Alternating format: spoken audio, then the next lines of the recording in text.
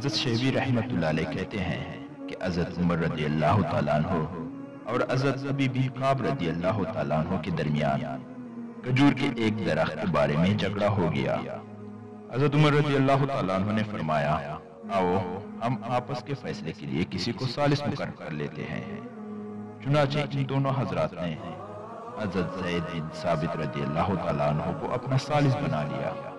ایک اور روایت ہے، ابن عساکر رحمۃ اللہ علیہ نے اسی قصے کو شیبی رحمۃ اللہ علیہ سے نقل کیا، اور اس میں یہ ہے کہ کھجور کے ایک درخت کے کاٹنے میں حضرت ابی بن کعب رضی اللہ تعالیٰ عنہ اور حضرت عمر بن خطاب رضی اللہ تعالیٰ عنہ میں جھگڑا ہو گیا۔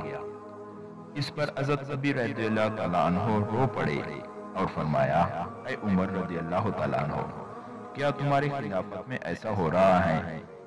حضرت عمر رضی اللہ تعالیٰ عنہ نے فرمایا، آؤ آپس کے فیصلے کے لیے کسی کو ثالث مقرر کر لیتے ہیں۔ حضرت ابی بن کعب رضی اللہ تعالیٰ عنہ نے کہا کہ حضرت زید رضی اللہ تعالیٰ عنہ کو ثالث بنا لیتے ہیں۔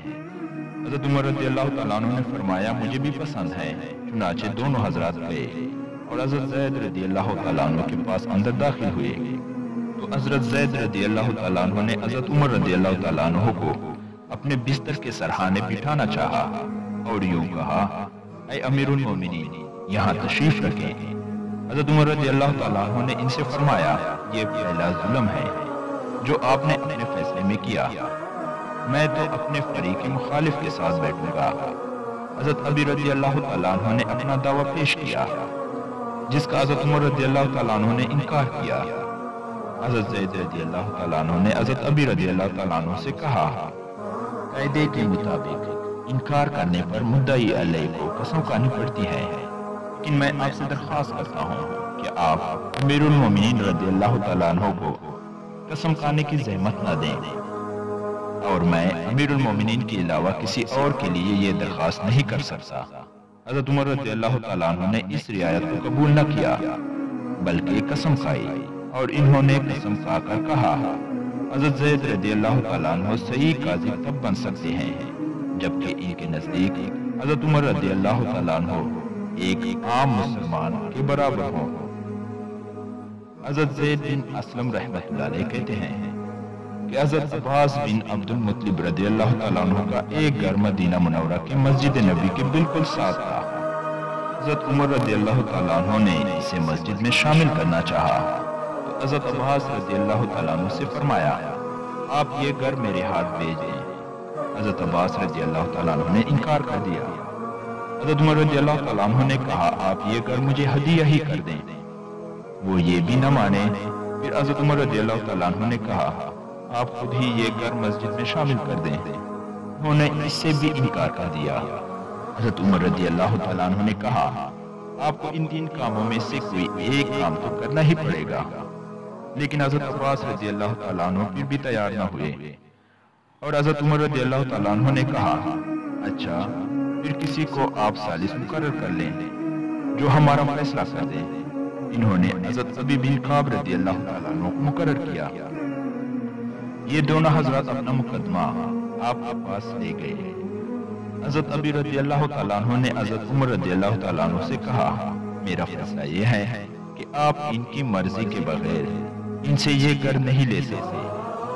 حضرت عمر رضی اللہ تعالیٰ عنہ نے ان سے پوچھا، آپ کو یہ فیصلہ اللہ کی کتاب یعنی قرآن میں ملا ہے یا حضور صلی اللہ علیہ وآلہ وسلم کی احادیث میں؟ انہوں نے کہا، حضور صلی اللہ علیہ وآلہ وسلم کی احادیث میں۔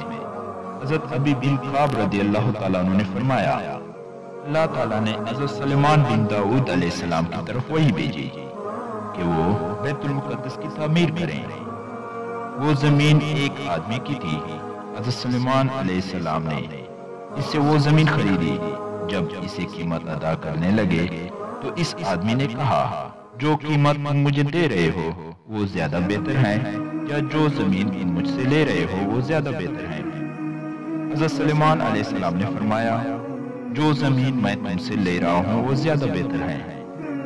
اس پر اس آدمی نے کہا، تو پھر میں اس قیمت پر راضی نہیں ہوں۔ پھر حضرت سلیمان علیہ السلام نے اسے پہلے سے زیادہ قیمت دے کر خریدا۔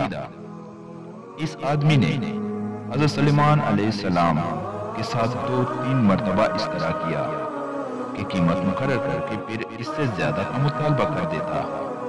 حضرت سلیمان علیہ السلام نے اس پر یہ شرط لگائی کہ تم جتنی قیمت دے رہے ہو میں اتنے میں خریدتا ہوں، لیکن تم بعد میں یہ نہ پوچھنا کہ زمین اور قیمت میں سے کون سی چیز بہتر ہے۔ چنانچہ اس کی بتائی ہوئی قیمت پر خریدنے لگے تو اس نے 12,000 قنطار سونا قیمت لگائی۔ ایک قنطار 4,000 دینار کو کہتے ہیں۔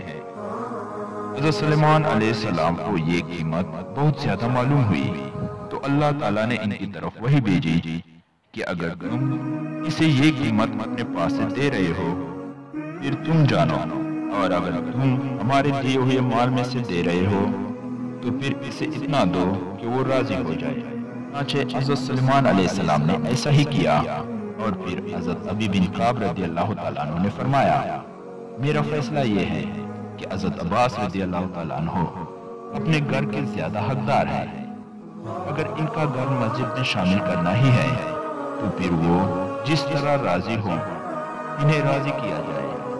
اس پر حضرت عباس رضی اللہ تعالیٰ عنہ نے کہا جب آپ نے میرے حق میں فیصلہ کر دیا ہے تو میں اب یہ گھر مسلمانوں کے لیے صدقہ کرتا ہوں۔